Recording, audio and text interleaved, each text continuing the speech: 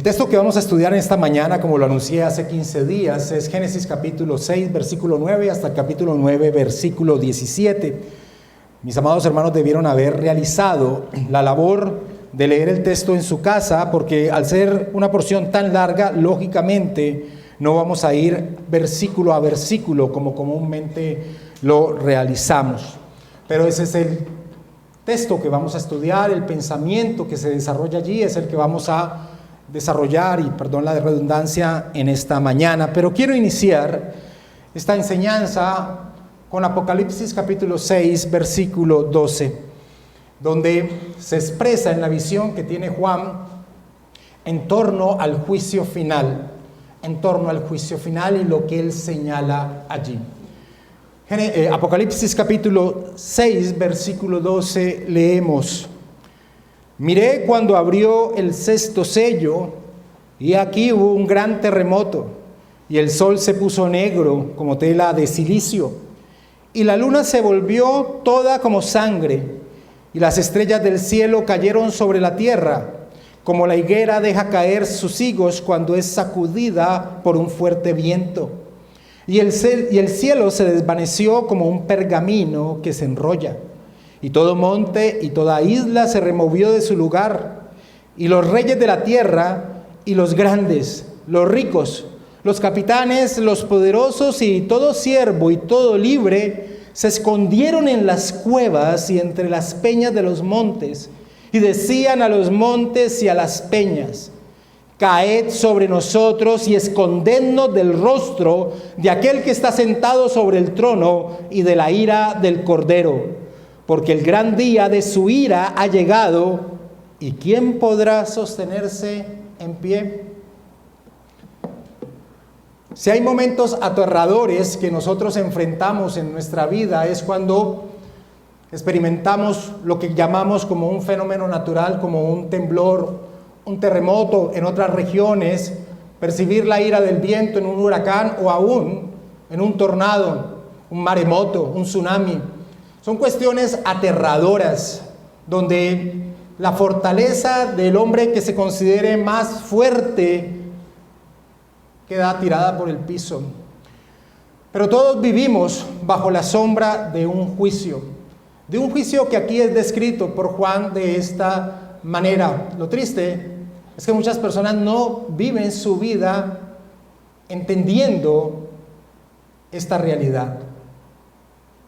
En la mañana de hoy vamos a estudiar un pasaje que está vinculado con el entendimiento de vivir bajo la sombra de un juicio que está por llegar. Y es lo que aconteció en los primeros días o en el desarrollo de la historia de la redención con Noé y su familia y una sociedad totalmente desligada de él, muy similar en la cual nosotros vivimos en el día de hoy. Por favor, voy a leer Génesis capítulo 6, versículo 9 hasta el versículo 22 como introducción a lo que vamos a desarrollar en esta mañana. Estas son las generaciones de Noé. Noé, varón justo, era perfecto en sus generaciones. Con Dios caminó Noé. Y engendró Noé 3 hijos, a Sem, a Cam y a Jafet. Y se corrompió la tierra delante de Dios, y estaba la tierra llena de violencia. Y miró Dios la tierra, y he aquí que estaba corrompida, porque toda carne había corrompido su camino sobre la tierra. Dijo pues Dios a Noé: he decidido el fin de todo ser, porque la tierra está llena de violencia a causa de ellos. Y aquí que yo los destruiré con la tierra. Hazte una arca de madera de gofer, harás aposentos en el arca y calafatearás con brea por dentro y por fuera. Y de esta manera la harás de 300 codos de la longitud del arca, de 50 codos su anchura y de 30 codos su altura. Una ventana harás al arca y la acabarás a un codo de elevación por la parte de arriba. Y pondrás la puerta del arca a su lado y le harás piso bajo, segundo y tercero. Y aquí que yo traigo un diluvio de aguas sobre la tierra para destruir toda carne en que haya espíritu de vida debajo del cielo. Todo lo que haya en la tierra morirá. Mas estableceré mi pacto contigo, Y entrarás en el arca tú, tus hijos, tu mujer y las mujeres de tus hijos, y de todo lo que vive, de toda carne, 2 de cada especie meterás en el arca, para que tengan vida contigo, macho y hembra serán. De las aves según su especie, y de las bestias según su especie, de todo reptil de la tierra según su especie, 2 de cada especie entrarán contigo, para que tengan vida. Y toma contigo de todo alimento que se come y almacénalo, y servirá de sustento para ti y para ellos. Y lo hizo así Noé, hizo conforme a todo lo que Dios le mandó.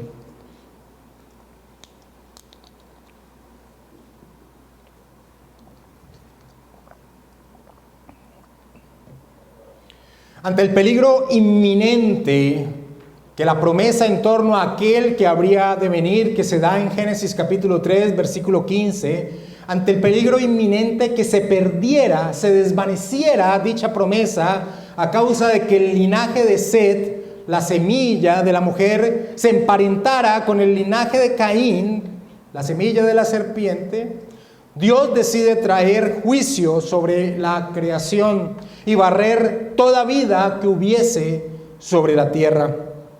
Porque como lo expresamos en la última enseñanza en torno al libro de Génesis, si la promesa en torno a aquel que habría de venir, es decir, el único medio que Dios ha provisto para que el hombre sea salvo de su miserable condición, estar exiliado de su presencia, aquel que es la vida, si esa promesa se perdía, ¿qué más quedaba para el hombre? ¿Qué expectativa queda para el hombre si la promesa en torno a la persona y obra del Señor Jesucristo se desvanecía? ¿Qué quedaba para el hombre?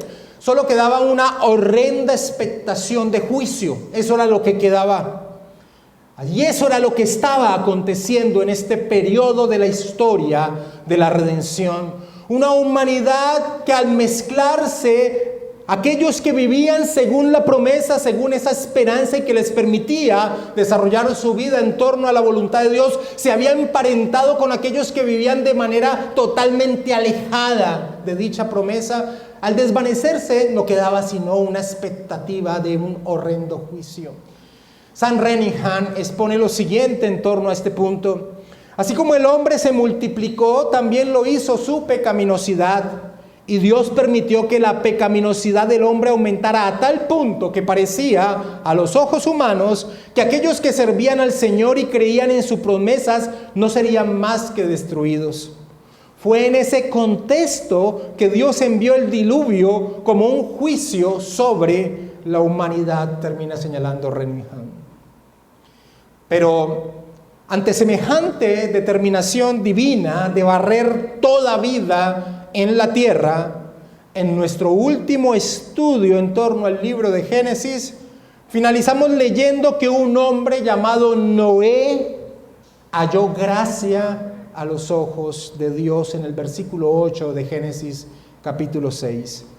Pero Noé halló gracia ante los ojos de Jehová.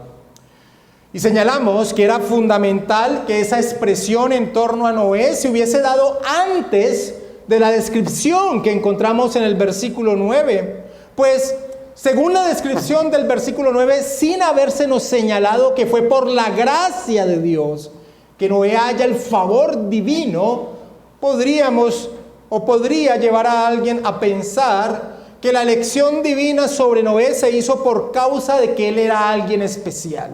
Eso es lo importante, que la gracia aparezca antes de la descripción del versículo 9, porque lo que va a exponer el versículo 9 en torno a Noé se debe precisamente por la gracia que Dios derrama sobre la vida de Noé. Que alguien pueda vivir según la voluntad de Dios y que se mantenga en torno a la promesa es por la bendita gracia del Señor. En el versículo 9 leemos en torno a quién era este hombre.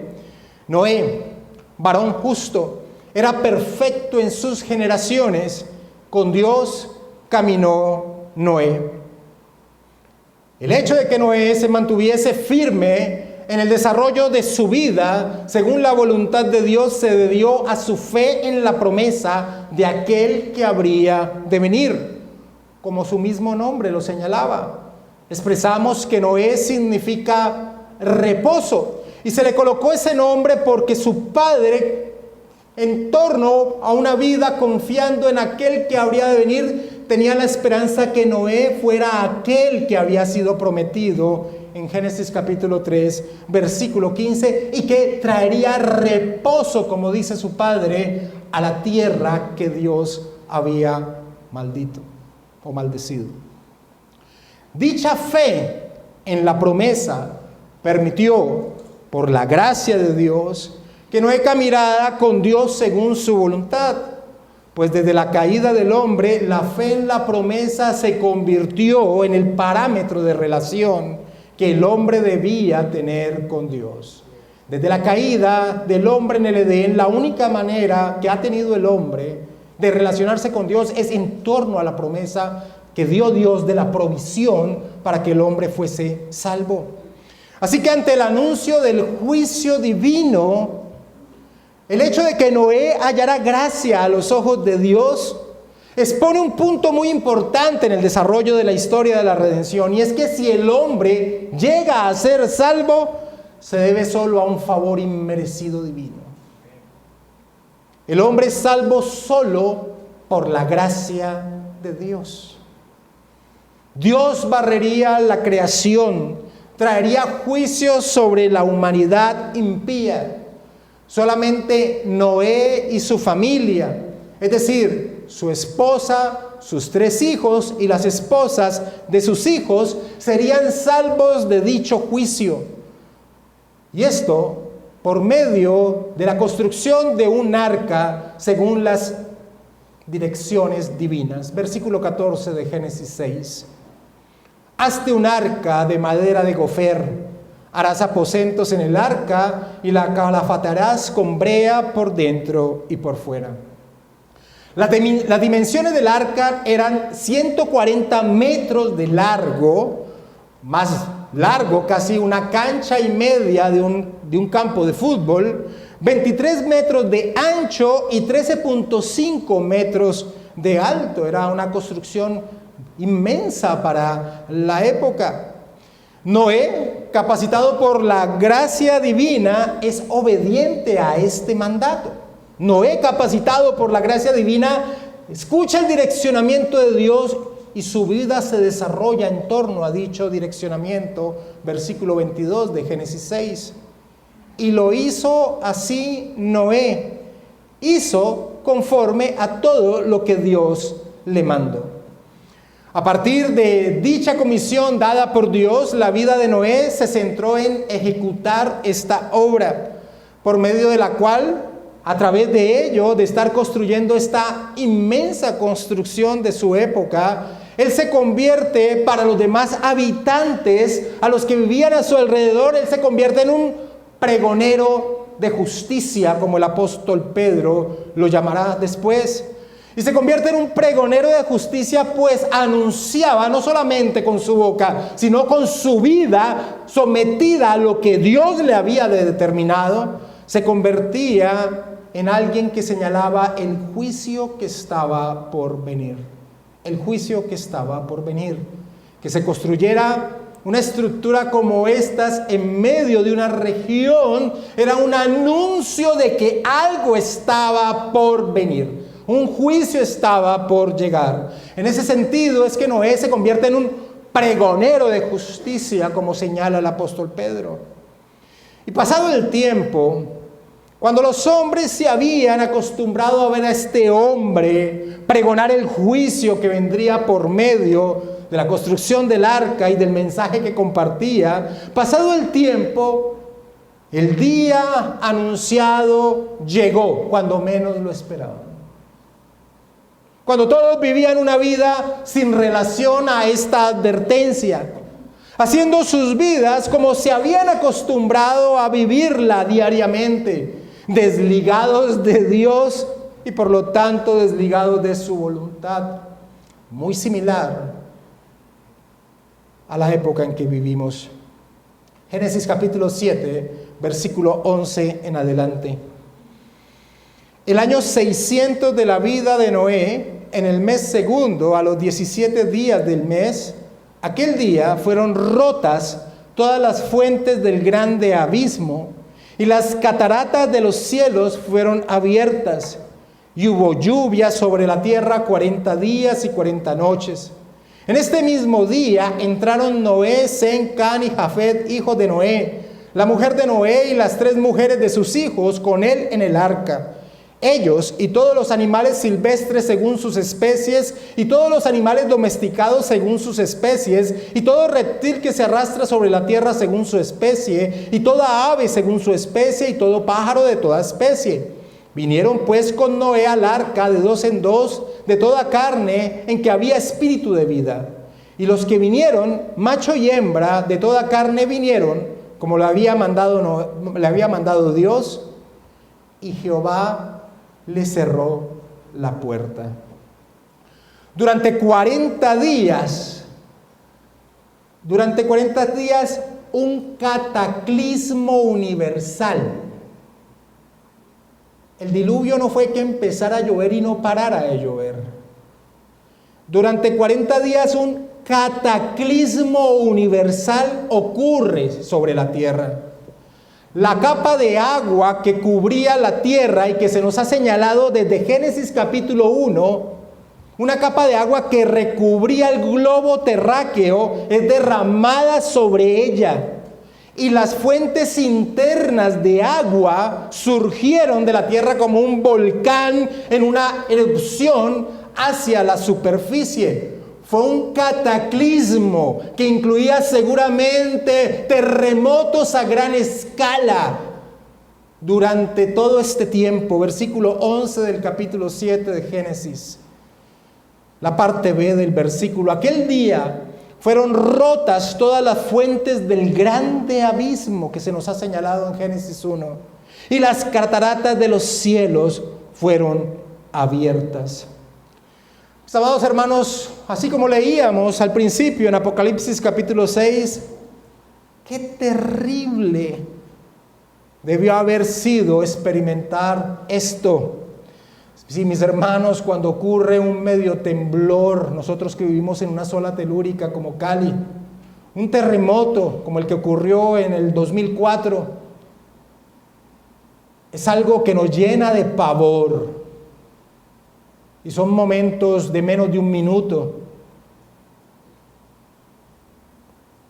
Experimentar un cataclismo, experimentar el juicio divino,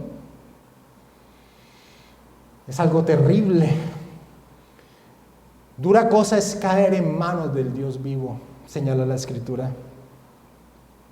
Como muchos, seguramente intentaron entrar en el arca, pero la Escritura nos señala allí en el versículo 16 de Génesis 7 que Dios mismo les cerró la puerta, y Jehová les cerró la puerta, dice al final del versículo 16. La paciencia de Dios había llegado a su fin. Este cataclismo hizo que la tierra fuera anegada completamente por las aguas, versículo 19 al 24 de Génesis 7. Y las aguas subieron mucho sobre la tierra, y todos los montes altos que había debajo de todos los cielos fueron cubiertos. 15 codos más altos subieron las aguas después de que fueron cubiertos los montes. Y murió toda carne que se mueve sobre la tierra, así de aves como de ganado y de bestias y de todo reptil que se arrastra sobre la tierra, y todo hombre. Todo lo que tenía aliento de espíritu de vida en sus narices, todo lo que había en la tierra murió. Así fue destruido todo ser que vivía sobre la faz de la tierra, desde el hombre hasta la bestia, los reptiles y las aves de los cielos. Y fueron raídos de la tierra, y quedó solamente Noé y los que estaban en el arca. Y prevalecieron las aguas sobre la tierra 150 días. La descripción que nos da aquí Moisés en torno a lo que ocurrió con el cataclismo del diluvio, básicamente es que el mundo fue reducido a su etapa de creación, cuando las aguas cubrían la superficie de la tierra. El juicio divino había regresado a la tierra a un estado de caos. Pero a continuación, la Escritura nos informa que Dios se acordó de Noé y de la promesa de preservación que le había hecho a él, versículo 1 del capítulo 8. Y se acordó Dios de Noé y de todos los animales y de todas las bestias que estaban con él en el arca. E hizo pasar Dios un viento sobre la tierra y disminuyeron sus aguas. Aproximadamente un año después del inicio del juicio divino, Dios ordena a Noé salir del arca. Versículo 18 y 19 de Génesis 8.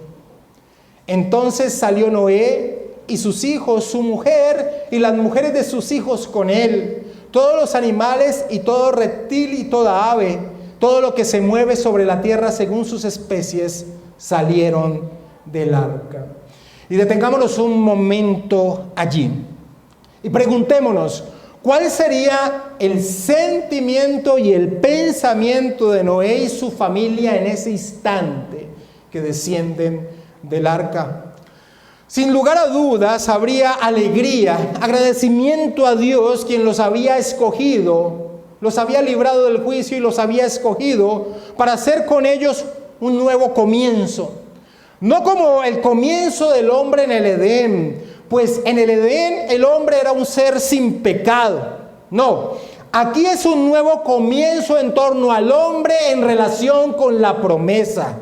Un pueblo que viviese a la luz de la esperanza de aquel que habría de venir. No es un comienzo como lo que sucedió cuando Dios creó a Adán y Eva, porque el estado del hombre no es el mismo. El hombre, cuando fue creado por Dios, era libre de pecado, tenía la capacidad de vivir sin relación con el pecado. Aquí no acontece lo mismo. Noé y su familia son pecadores. El comienzo se da en relación a la promesa dada que estaba a punto de desaparecer por la confusión de las simientes, como estudiamos en la última enseñanza que tuvimos en torno al libro de Génesis. San Renihan señala, el acontecimiento del diluvio salvó las vidas de Noé y su familia, pero no salvó sus almas. No cambió el corazón del hombre. Y la nueva creación que Noé y su familia introdujeron permanecía maldecida por el pecado. La faz de la tierra puede estar menos llena de maldad, pero el corazón del hombre permanece tan lleno como siempre. El reino al que Noé y su familia están entrando no es el Edén, no es el paraíso, no es un lugar sagrado de la presencia de Dios, es simplemente el mundo caído, termina señalando Renihan. Así que sin dudas, un sentimiento de agradecimiento debe haber inundado el ser de estas 8 personas que descendieron del arca. Pero también vendría a sus mentes el hecho de que ese actuar divino de justicia que ellos experimentaron, esta mano de juicio de Dios sobre el hombre pecador, era una espada sobre sus cuellos. Pues el Dios Santísimo ya había demostrado que no soportaría el caminar del pecado humano. Por lo tanto, el temor de un nuevo juicio sobre la tierra siempre estaría latente en sus corazones. El pastor bautista A.W. Pink señala lo siguiente: la terrible y aniquilante visitación, donde la mano de Dios fue tan clara, debió haberles causado una fuerte impresión de la excesiva pecaminosidad del pecado y de la santidad y la justicia de Dios inefables como nunca antes. Si la corrupción del corazón humano desemboca nuevamente en los tremendos e ilimitados crímenes, ¿qué podía esperar aparte de una repetición del juicio al que acababan de sobrevivir? ¿Y en qué terminaría semejante reincidencia de crimen y castigo? Solo parece haber una respuesta, dice Pin. El Todopoderoso, en su justa indignación, exterminaría por completo a la raza culpable negada a mejorar. Tales miedos no serían los fantasmas de un pesimismo injustificado, sino las conclusiones lógicas y naturales a la luz de lo acontecido, señala Pym. Y John Kelly, quien fue un ministro del siglo XIX, enfatizó: A pesar de la liberación notable que habían experimentado, a pesar de las conclusiones a las que podría haber arribado con el favor divino de su lado, y a pesar de lo ferviente que pudiera haber sido su gratitud en vista de la tremenda misericordia que les fue mostrada, Noé y su familia eran sin embargo hombres, y la insólita situación en la que se hallaban difícilmente no les provocaría ansiedad y cierto temor al devenir en varios aspectos. Sabían que el corazón del hombre estaba repleto de maldad y que sin importar cuán sobrecogidas puedan haber quedado sus inclinaciones pecaminosas naturales a causa de la terrible catástrofe de la que acababan de escapar, el efecto de ello no duraría para siempre. El tiempo que temían habría de venir. Y sería en un periodo no muy distante cuando las tendencias pecaminosas del corazón cobrarían fuerzas inflamadas por la tentación que desembocarían pronto en las consecuencias más terribles. El panorama lo era todo menos estimulante y no es de sorprender que todo esto lo haya contemplado con sentimientos de desaliento y preocupación. Para prever el futuro, le alcanzaba con lo que conocía por el pasado y su memoria recordaba sobre todo lo doloroso y lo angustiante, termina señalando Kelly. Es por esa razón que la acción de Noé, que se nos narra después de que baja del arca, tiene tanta relevancia, porque vincula su entendimiento en torno a acercarse al Señor por medio de la promesa expresada en los sacrificios que Dios mismo les había indicado. Lo primero que la Escritura nos señala cuando el hombre baja del arca, cuando Noé y su familia bajan del arca, es que hacen sacrificio al Señor, versículo 20 de Génesis capítulo 8. Y edificó Noé un altar a Jehová, y tomó de todo animal limpio y de toda ave limpia, y ofreció holocausto en el altar. Así como lo expresamos en torno al holocausto que Abel presentó al Señor cuando estudiamos el inicio de la historia de las dos simientes, así como lo expresamos en torno a ese sacrificio, a ese holocausto que presentó Abel al Señor, este hecho de presentar sacrificio aquí de parte de Noé y su familia muestra que Dios mismo les había enseñado al hombre la manera de acercarse a Él. Y esto era por medio de la muerte de un ser que tomaba su lugar y apuntaba a la obra que llevaría a cabo aquel que había sido prometido, la simiente de la mujer.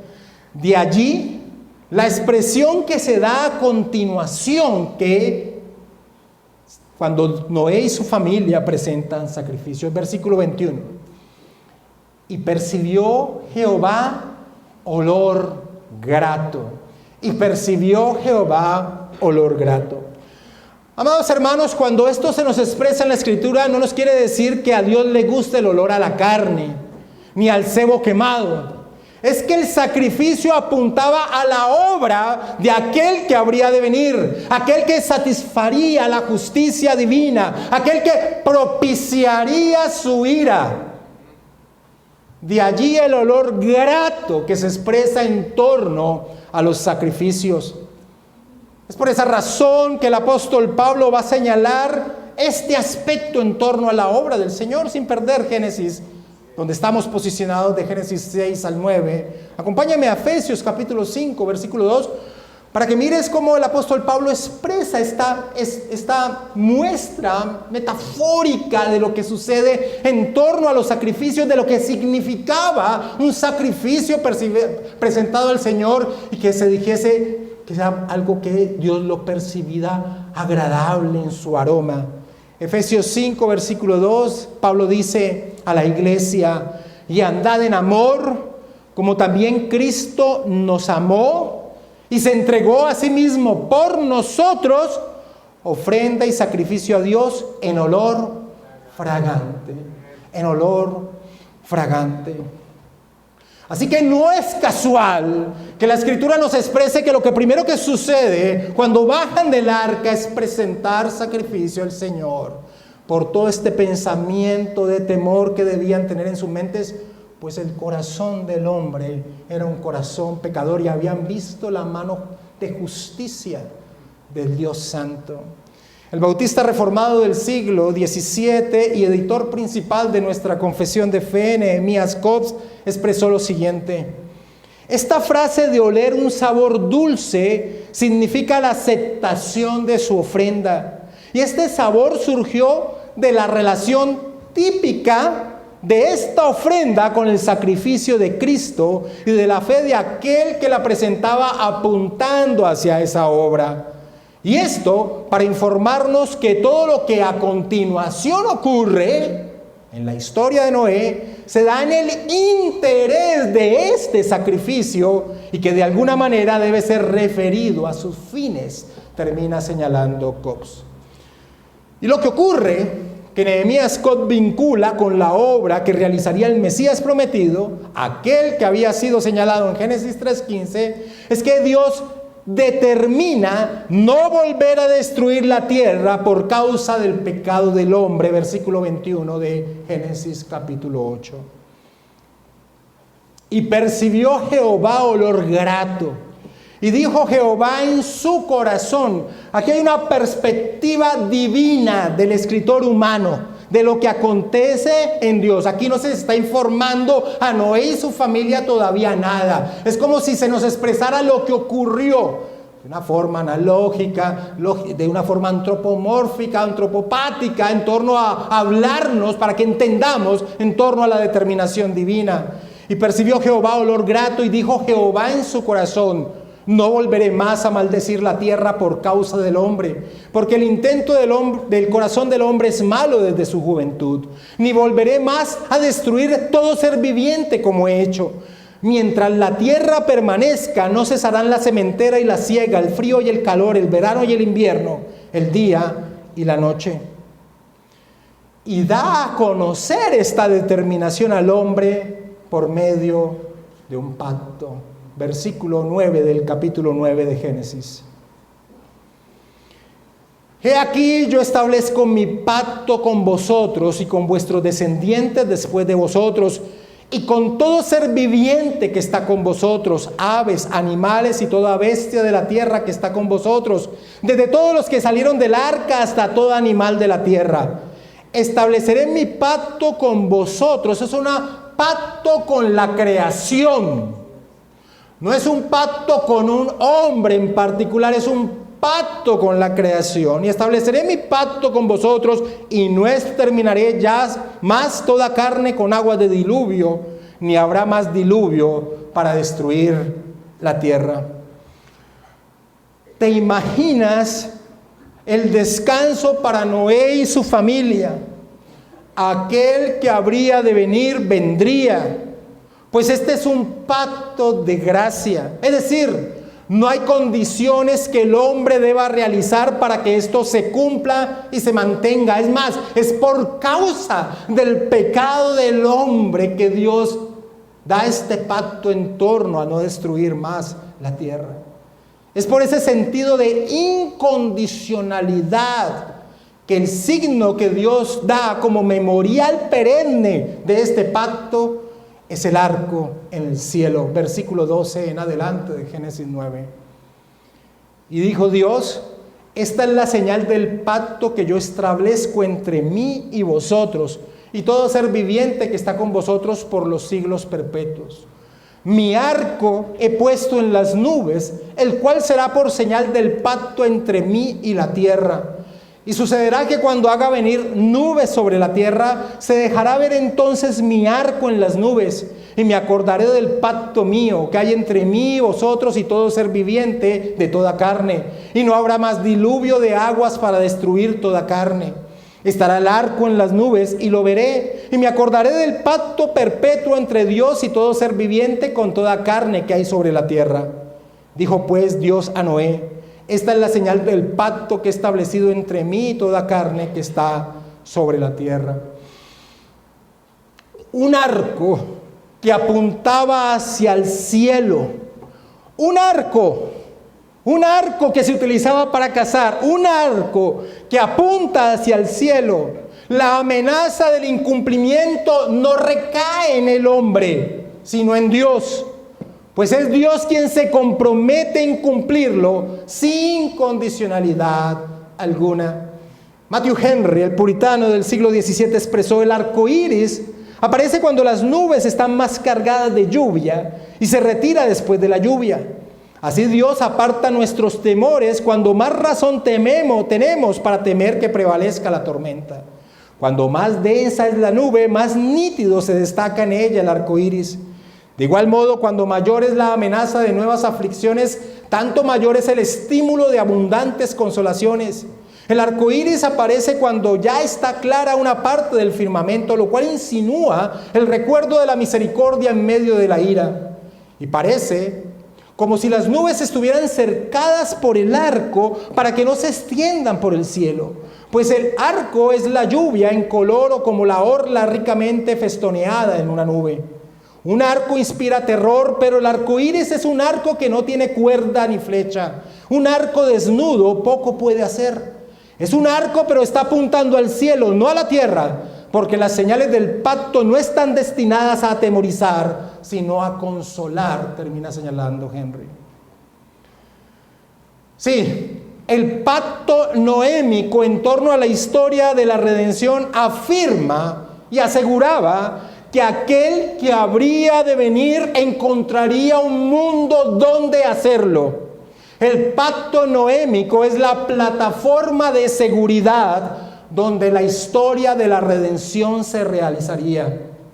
San Renihan comenta: aunque este pacto no ofrece vida eterna de ninguna clase, no obstante sirvió y sirve para promover el cumplimiento de aquella mayor promesa de salvación.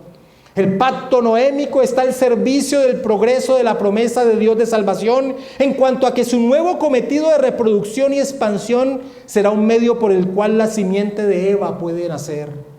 El género humano alcanzó un nivel de maldad que amenazaba la extinción del linaje santo.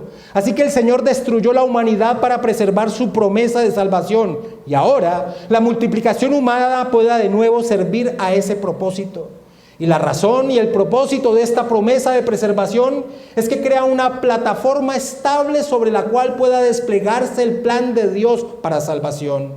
El misterio de Cristo se revelará en este teatro de preservación y por tanto el pueblo de Dios puede saber en todos los tiempos, ya sea antes o después de la venida de la simiente prometida, que Dios no destruirá la tierra hasta que haya cumplido hasta la última de las promesas a su pueblo. Por lo tanto, este pacto es un consuelo que por más perturbadora que la vida se vuelva, por más inestable que veamos a nuestro alrededor, las promesas de Dios se cumplirán, termina señalando Renihan. Gloria a Dios por su misericordia. Ahora, esta es la historia de la redención que nos trae la Escritura. Y esta es la historia de la redención que expone Moisés, pero como siempre hacemos, cuando hemos expuesto el propósito del relato en torno a la historia de la redención, en este punto de la enseñanza debemos preguntarnos: ¿cuál era el propósito de Moisés al dar este relato en torno al pueblo israelita que lideraba hacia la tierra prometida? ¿Cuál era el propósito que tenía Moisés de presentar este relato de la historia de la redención con ese pueblo inmenso que vagaba hacia la tierra prometida? Moisés tenía la intención que el pueblo, esa generación que estaba a punto de entrar en la tierra prometida, se vieran a ellos mismos como ese pueblo preservado por Dios para el inicio de una nueva creación en la tierra prometida. La tierra que fluía leche y miel, su reposo, como era el significado del nombre Noé. Es por ello que hay múltiples relaciones entre el relato de Noé y el diluvio. Y el relato también señalaba múltiples conexiones con Moisés y el pueblo que lideraba. La primera relación que podemos observar en el relato de Noé y el diluvio y la vida o el desarrollo de Moisés y el pueblo israelita, la primera relación que podemos observar es el estado de peligro en que se encontraban los dos pueblos en ambas épocas, el pueblo de Dios. Noé y su familia estaban rodeados de un mundo impío, un mundo violento, un mundo feroz, con gran peligro de desaparecer por la acción de la maldad del hombre. E Israel en la época de Moisés de la misma manera, en peligro de desaparecer por la orden de una semilla de la serpiente, en peligro de desaparecer por la orden del faraón de asesinar a todo varón israelita que naciese. Ese era un aspecto de contexto similar que había en la época de Noé y el pueblo de Dios representado en la familia de Noé y Israel liderado por Moisés. Moisés mostró cómo bajo el liderazgo de Noé el pueblo de Dios fue liberado de ese mundo caído, y de igual manera Moisés quería que confiaran en su liderazgo en torno al propósito de entrar a la tierra de Dios e iniciar una vez más. La segunda relación que encontramos se da en torno al término que Moisés utilizó al referirse al arca de Noé, la palabra hebrea tebá, que llamativamente Moisés vuelve a utilizar solo una vez más. Y esto cuando se refiere a la canasta donde su mamá lo coloca para salvarlo de ser asesinado por los egipcios. A esa canasta la nombra también por la palabra hebrea tebá. Así como utilizó esa palabra para hablar del arca de Noé, vuelve y utiliza a Moisés solamente una vez más esa palabra en torno a la canastilla donde su mamá lo colocó para ser salvado de la mano del faraón. Richard Pratt, erudito en el Antiguo Testamento, expresa: aunque el arca de Noé era enorme en comparación con el arca de Moisés, que era muy pequeña, Moisés enfatizó el hecho de que tanto él como Noé habían sido rescatados de las aguas de la muerte por medio de un arca o tebá. Una tercera conexión que encontramos es que tanto Noé como Moisés, tanto con Noé como con Moisés, bajo su liderazgo, Dios establece pacto en relación con el desarrollo de la asistencia del pueblo. Una cuarta conexión es el juicio que por medio de las aguas ocurren tanto en la historia de Noé y su familia como en la historia de Moisés e Israel. Dios liberó a Noé y su familia manteniéndolos a salvo de un diluvio que eliminó la tierra y los perversos. Y Moisés sacó a Israel de Egipto cruzando por el medio del Mar Rojo, cuyas aguas, en cambio, destruyeron al ejército de sus opresores. La quinta conexión es que, así como Dios envió un viento para secar las aguas en el diluvio, como lo leímos en Génesis 8, versículo 1, la parte B, que dice: e hizo pasar Dios un viento sobre la tierra y disminuyeron las aguas. Dios envió un viento recio para recoger las aguas del mar y que el pueblo de Israel pasase en seco, como lo señala Éxodo 14:21. Y extendió Moisés su mano sobre el mar e hizo Jehová que el mar se retirase por recio viento oriental de toda aquella noche. Una sexta conexión se vincula con la expresión de que Dios se acordó. Así como lo señala en torno a Noé y aquellos que estaban en el arca, lo mismo sucedió con el pueblo israelita y su estancia en Egipto. Este tipo de expresiones que encontramos en el desarrollo de la escritura es como lo llama James Hamilton, esas monedas de oro que el autor divino de las escrituras dirige al escritor humano para que dejen el camino de la revelación progresiva para después ser recogidas y unir estos eventos. En Génesis 8:1 leemos: y se acordó Dios de Noé. Y en torno a Israel leemos en Éxodo 6:5: asimismo yo he oído el gemido de los hijos de Israel, a quienes hacen servir los egipcios, y me he acordado de mi pacto. Así que, como Noé lideró al pueblo para llegar a un nuevo mundo y desarrollarse según la voluntad de Dios, así también Moisés lo estaba haciendo con esa nación que lideraba, vagando por el desierto a portas de entrar en la tierra de Dios y tener un nuevo comienzo. El pueblo de Israel debía confiar en el liderazgo de Moisés, confiar en el papel que Dios le había dado, para que así como Noé guió a ese pueblo, su familia, al nuevo mundo, Israel también entrara por medio de la mano de Moisés. Así que Israel, esa nueva generación que vivía bajo la sombra del juicio que Dios había levantado sobre sus padres por la incredulidad, debían tener esperanza de su futuro, guiados por el líder que Dios les había determinado. Esa era la intención que tenía Moisés con el relato en torno al juicio divino del diluvio. Y es maravilloso ver cómo en la historia de la redención el pacto noémico se convierte en aliciente de seguridad que el pueblo de Dios debía tener del actuar divino en favor de su pueblo, a pesar de vivir bajo un mundo contrario a ellos. Por eso es muy diciente lo que Isaías profetiza después de exponer la obra del siervo sufriente, profecía que apuntaba a la obra de nuestro Señor Jesucristo. Es decir, después de Isaías 53, nos encontramos con Isaías 54 en torno a los frutos que el pueblo de Dios recogería por dicha obra. Quiero que me acompañes a Isaías capítulo 54 para que veamos cómo el pacto noémico era percibido en torno a la historia de aquel siervo sufriente que profetizó Isaías. Acompáñame a Isaías 54, por favor, y leamos. Regocíjate, oh estéril, la que no daba a luz. Vuelvo y repito, para que alguien no pase por alto.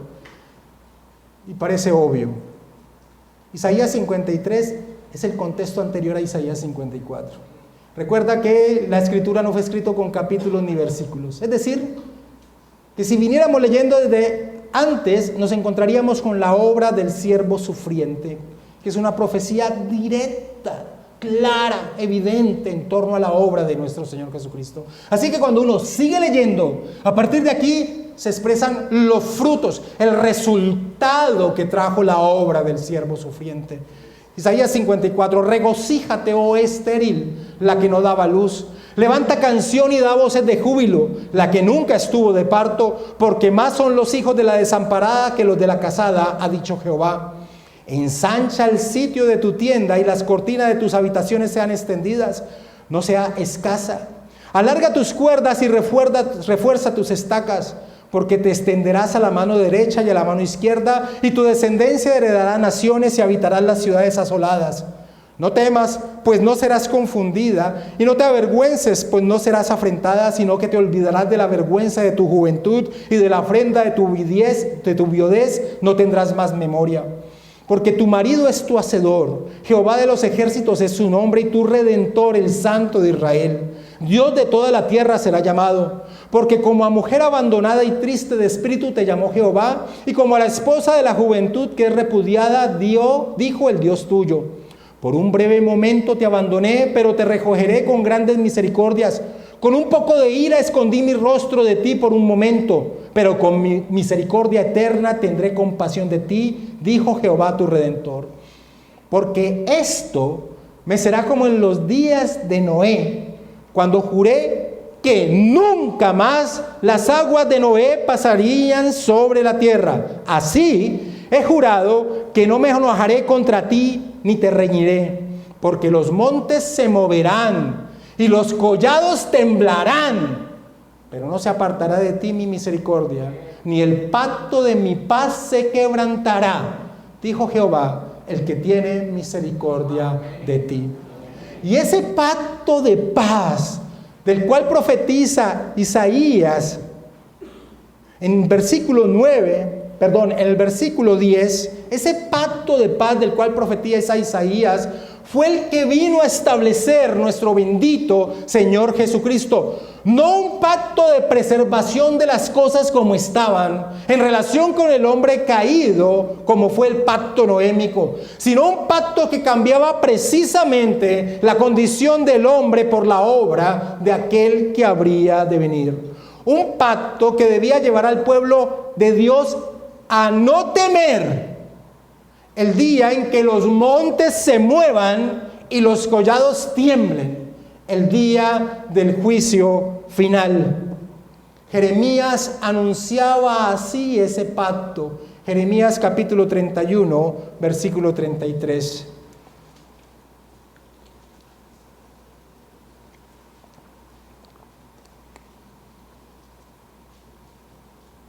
Pero este es el pacto que haré con la casa de Israel después de aquellos días, dice Jehová. Daré mi ley en su mente y la escribiré en su corazón, y yo seré a ellos por Dios y ellos me serán por pueblo. Y no enseñará más ninguno a su prójimo ni ninguno a su hermano diciendo, conoce a Jehová, porque todos me conocerán, desde el más pequeño de ellos hasta el más grande, dice Jehová. Porque perdonaré la maldad de ellos y no me acordaré más de su pecado. Nuestro Señor Jesucristo establece el nuevo pacto y al hacerlo cumple el pacto de gracia profetizado en Génesis 3:15. Mateo capítulo 26, versículo 26. Y mientras comían, tomó Jesús el pan y lo bendijo y lo partió y dio a sus discípulos y dijo, tomad, comed, esto es mi cuerpo. Y tomando la copa y habiendo dado gracias, les dio diciendo, bebed de ella todos, porque esto es mi sangre del nuevo pacto, que por muchos es derramada para remisión de los pecados. Aquel que habría de venir vino. Aquel que habría de venir encontró un mundo al que venir, como Dios lo había prometido en el pacto noémico. Sí, el pacto noémico se estableció en torno a la obra de aquel que habría de venir, y quienes estamos unidos a él, estamos seguros, somos una nueva creación caminando hacia los nuevos cielos y la nueva tierra, en el reino glorioso que él nos ganó. Acompáñame a Primera de Pedro, capítulo 3, versículo 18.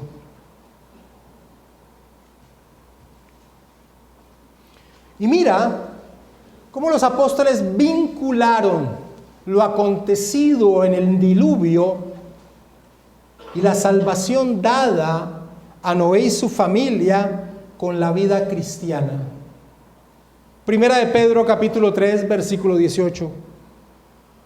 Porque también Cristo padeció una sola vez por los pecados, el justo por los injustos, para llevarnos a Dios, siendo la verdad muerto en la carne, pero vivificado en espíritu, en el cual también fue y predicó a los espíritus encarcelados, los que en otro tiempo desobedecieron, cuando una vez esperaba la paciencia de Dios en los días de Noé, mientras se preparaba el arca, en el cual pocas personas, es decir, 8, fueron salvas por agua. Y mira lo que dice. Ha expresado primero Pedro la obra de nuestro Señor, el resultado de la obra de nuestro Señor. Trae a colación lo que sucedió en el momento del diluvio, en torno, cuando dice que fue y predicó a los espíritus encarcelados, en torno al testimonio que Noé daba de lo que vendría, del juicio que vendría. Y después va a vincular esta historia y la obra de nuestro Señor en torno al desarrollo de la vida cristiana. Dice, versículo 21, el bautismo que corresponde a esto. Muestra que el hecho del diluvio en relación al juicio y la salvación de Noé y su familia y la predicación que ahí ocurrió por la obra de Noé era un antitipo que se vincula al resultado de la obra de nuestro Señor Jesucristo. Cuando dice el bautismo que corresponde a esto, es que hay un vínculo en este aspecto redentivo de la historia con la obra del Señor y la iglesia. El bautismo que corresponde a esto ahora nos salva. Y viene un paréntesis explicando en qué sentido es la salvación que trae el Señor. No quitando las inmundicias de la carne, sino como la aspiración de una buena conciencia hacia Dios. Y dice, por la resurrección de Jesucristo. Voy a leer el pasaje sin el paréntesis. El bautismo que corresponde a esto ahora nos salva por la resurrección de Jesucristo, quien habiendo subido al cielo a la diestra de Dios, y a él está sujeto ángeles, autoridades y potestades. Pedro, al decir el bautismo que corresponde a esto, en el versículo 21, vincula la historia del diluvio y la forma en que 8 personas, el pueblo de Dios en la época de Noé, fueron salvos del juicio divino con la obra de nuestro Señor y el hecho de que su pueblo esté unido a Él, lo cual es expresado en el bautismo. Y dicha unión será como estar metidos en Cristo cuando el juicio final acontezca. Nuestro Señor Jesucristo nos libra de la ira venidera, del juicio que está por venir, del cual el diluvio solo es una sombra de lo que está por acontecer. Así como Noé y su familia se escondieron en el juicio, en el arca, así los que estamos unidos a Cristo estamos escondidos en Él, porque estamos unidos existencialmente a Él. Jesucristo es nuestra arca que nos libra de la ira del Señor por venir. Nehemías Scott, en torno a esta tipología, expresó: el arca tenía la forma de un ataúd. Había una semejanza de entierro al entrar en ella y de resurrección al salir de ella. A este respecto, el apóstol Pedro hace del bautismo la antítesis del arca. Así pues, el arca fue un sacramento extraordinario o prefiguración de la redención y salvación de la iglesia por la muerte y resurrección de Cristo y de su unión y comunión con Él que murió y resucitó, para disfrutar de todos los beneficios de su muerte y resurrección, termina señalando Cobbs. Al Señor Jesucristo le preguntaron: ¿cuándo sería el fin del siglo? El fin de la era presente. A lo cual él respondió en Mateo capítulo 24, versículo 36.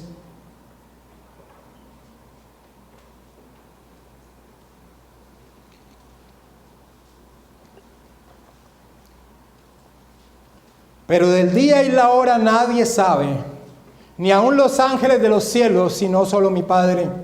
Mas, como en los días de Noé, así será la venida del Hijo del Hombre.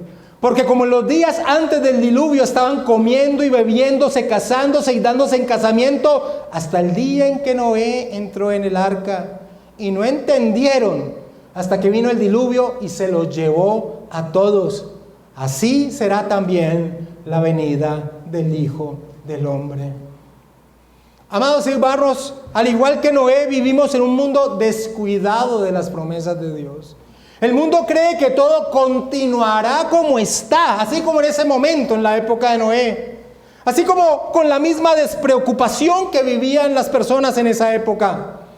Pero el día se acerca, por lo tanto debemos, como Noé, cumplir nuestro papel, ser pregoneros de la verdad que se expone en las Escrituras, invitar a las personas a huir de la ira que se acerca, escondiéndose en la persona y obra de nuestro Señor Jesucristo.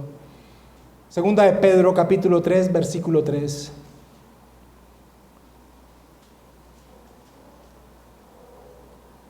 Sabiendo primero esto, dice Pedro, como en el día de hoy, que en los postreros días vendrán burladores andando según sus propias concupiscencias y diciendo: ¿dónde está la promesa de su advenimiento? Porque desde el día en que los padres durmieron, todas las cosas permanecen así desde el principio de la creación. Estos ignoran voluntariamente que en el tiempo antiguo fueron hechos por la palabra de Dios los cielos y la tierra también, que provienen del agua y por el agua subsiste. Por lo cual el mundo de entonces pereció anegado en agua. En otras palabras, estos ignoran voluntariamente que ya ocurrió un juicio universal. Pero los cielos y la tierra que existen ahora están reservados por la misma palabra, guardados para el fuego en el día del juicio y de la perdición de los hombres impíos. Mis amados hermanos, no podemos callar. Si seguramente fue atroz para Noé y su familia ver y escuchar a muchos de los que convivían con ellos ser arrastrados por las torrentes de aguas, gritando que les abrieran la puerta del arca, debemos pensar en lo atroz del evento que se avecina del juicio final y del cual todos seremos testigos. Vivimos en la etapa de la historia de la redención en que el papel nuestro es el de predicar, salvar almas. Porque así como en la época de Noé, cuando Dios cierra la puerta, ya no hay más opción. Ya no habrá más esperanza para nadie. Joel Vick expresó: el pacto con Noé revela tanto la severidad como la misericordia de Dios de una manera que llama a los pecadores a arrepentirse del pecado y buscar la salvación en el gran Noé, Cristo. Debemos preguntarnos si estamos seguros en el arca de Cristo. Si el juicio de Dios cayera sobre nuestro mundo hoy, ¿estaríamos preparados? Pregúntese, ¿estoy confiado en la obediencia del Hijo justo de Dios? ¿Soy parte de su familia? No hay otra forma de escapar del juicio que un día destruirá nuestro mundo. No te engañes pensando que te prepararás cuando llegue el momento. Al igual que con el diluvio, la gente seguirá con sus vidas ordinarias hasta que de repente caiga el juicio y sea demasiado tarde para arrepentirse. Mis amados hermanos, la iglesia vive en esperanza bajo la sombra del juicio. Debemos ser rescatadores de almas para que puedan vivir bajo esa misma esperanza. Y quiero terminar con una ilustración que también escuché una vez de la boca de Joel Beeke. Y era en torno al día del juicio. Y en torno a un hijo condenado, separado a la izquierda del Cordero, quien apuntaba a sus padres que estaban a la derecha del Cordero diciéndole: ¿por qué no nos predicaste? ¿Por qué no me predicaste el Evangelio? ¿Por qué no me predicaste el Evangelio? Mis amados hermanos, debemos abrir nuestras bocas, debemos ver la necesidad de guiar a las personas a esconderse en Cristo. Porque si es atroz